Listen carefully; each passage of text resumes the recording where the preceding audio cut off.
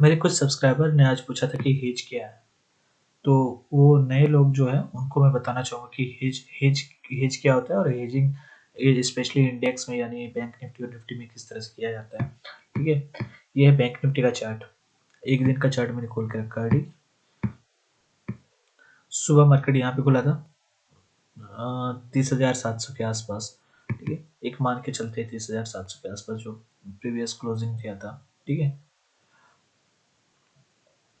तो मैंने रिलेटिवली 30,700 का कॉल और 29,700 का पुट का दो अलग अलग चार्ट यहाँ पे रखा हुआ है।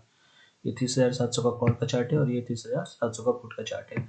हुआ क्या है, पहले बैंक निफ्टी जो खुला है, खुलने के बाद ये थोड़ा सा रेंज बाउंड खेला और उसके बाद यहाँ पे जो इसमें ये आया, गिरावट आया। उसके बाद बैंक निफ्टी गिरता चला गया और फिर अच्छा खासा गिरता हुआ चला गया।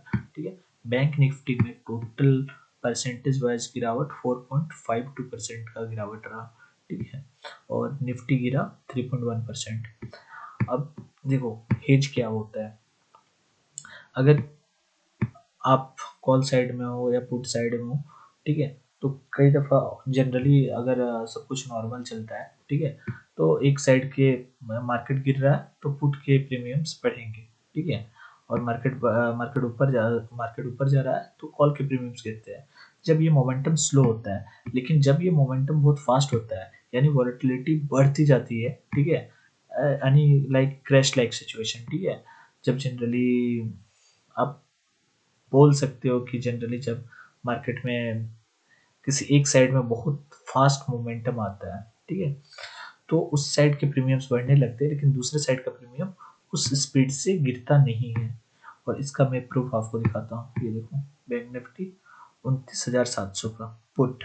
ठीक है, ये एक दिन का चार्ट मैंने खोल के रखा है। ये 29,700 का जो पुट है, 1000 पॉइंट दूर था लगभग जब आज मार्केट ओपन हुआ था। तो यहाँ से 118 से पहले थोड़ा गिरा, 49 तक गया। उसके बाद जो इसमें ये राइज अप आया, ये इसको लेके चला गया एकदम यहाँ तक। ठीक है, 654 पे। ठीक है, और फिर मार्केट जब सामने एक बड़ी ग्रीन कैंडल बनी थी तो वॉलेटिलिटी कम हुआ था, उसकी वजह से एक शार्प एक प्रॉफिट बुकिंग भी आया था। उसके बाद फिर मार्केट में वॉलेटिलिटी की वजह से एंड में ये यहाँ पे जाके क्लोज दिया 633।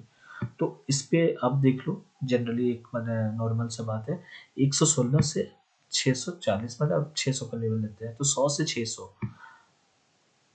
मतलब 500 पॉइंट का ये बढ़ा। ठीक है, मतलब 500 पॉइंट ये अपसाइड मूव मारा। ठीक है, 1000 पॉइंट ही दूर था 29,700। वहीं पुट का देखिए, पुट का देखो, पुट सॉरी कॉल 31,700 का कॉल। ठीक है, ये 31,700 का कॉल जो मॉर्निंग में 19 रुपया से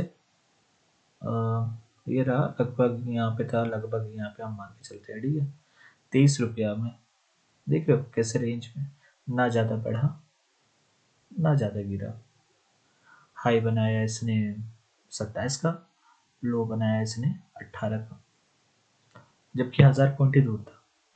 तो कितना का इसमें डिफरेंस है, 23 17, मतलब नेग्लिजिबल। ठीक है, तो कहने का मतलब है कि आप हेज जब करोगे तो एक आप कॉल खरीद के रख सकते हो जब भी आप पुट साइड में बैठे हो।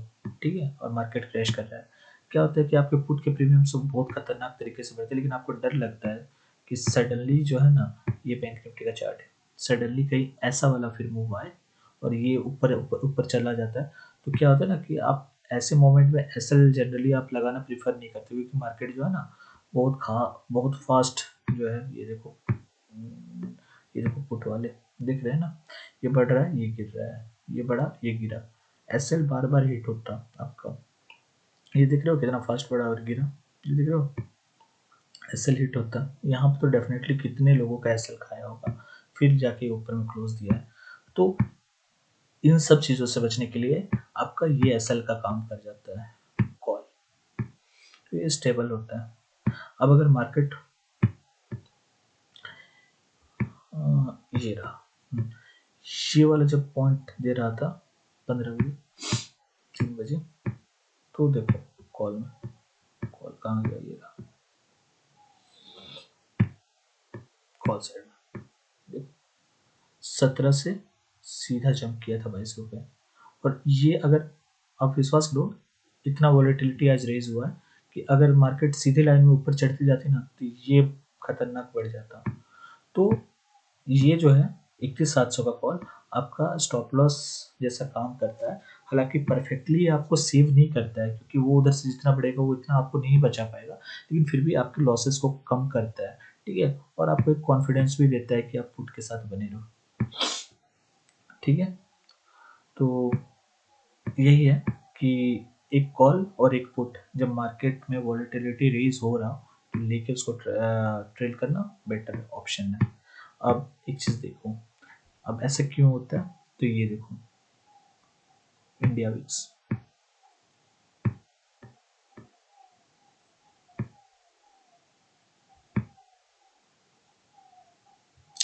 सब कुछ सेम रहता है लेकिन बहुत फास्ट मूवमेंट में इंडिया विक्स बढ़ जाता है, ठीक है।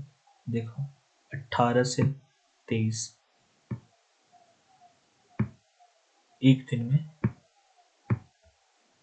5% इंडिया विक्स बढ़ा, एक दिन में 5%। आप समझ रहे हो क्यों एक साइड के पुट के प्रीमियम्स बढ़ते जा रहे थे और कॉल के प्रीमियम्स टिके नहीं हो रहे थे। और ऐसे में बड़ा क्रश इसलिए आता है क्योंकि मजबूरन जो राइटर रहता है, पुट राइटर, उसको तो भागना पड़ता है, क्योंकि सॉरी कॉल राइटर और पुट राइटर ये लोग भागने लगते, क्योंकि ना किसी साइड का प्रीमियम डिके होता ही नहीं और हल्का सा अपोजिट साइड में मूव आता है तो उनका एसएल वगैरह सारा कुछ लेके चल जाता है और बड़े बड़े मूव्स आते हैं।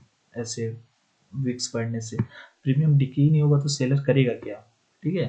और बड़े बड़े लोगों को अपना जो है ना ये काटना, बड़े बड़े फंड हाउसेस जो शॉर्ट सेल करके बैठे रहते हैं उनको अपना पोजीशन काटना पड़ जाता है ये जब विक्स इस तरह से राइज होता है तो।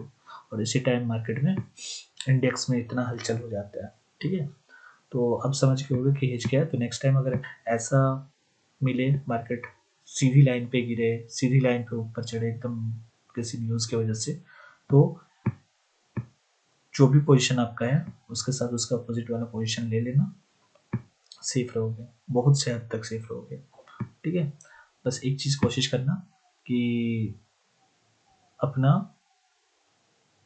उतना ही आप मतलब रिस्क लेना जितना आप लॉस बर्दाश्त कर सको। ऑप्शन बहुत डेंजर है। क्या होगा, अचानक से जब विक्स गिरेगा, इसका नेगेटिव भी बताता हूँ, हेजिंग का नेगेटिव भी है कि अचानक से जब विक्स गिरा तो दोनों साइड के कॉल और पुट के प्रीमियम्स डिके होने लगते हैं, ठीक है।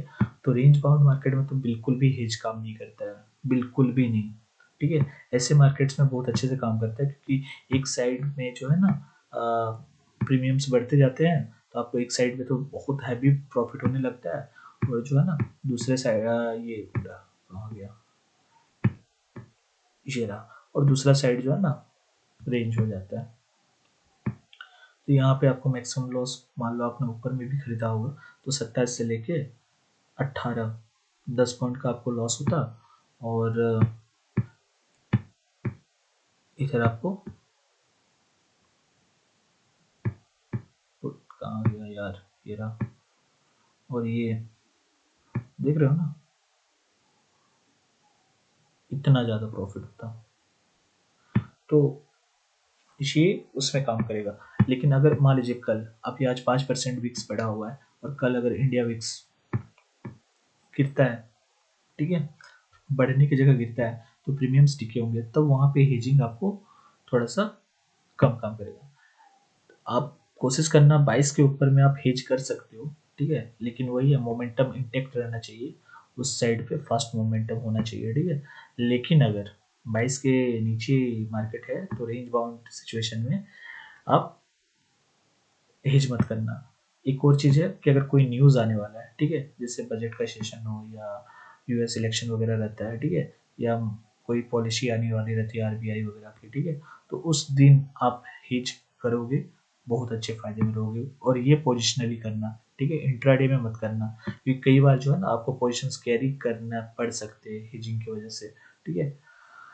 ठीक है, वीडियो को यहीं पे एंड करता हूँ। Good night.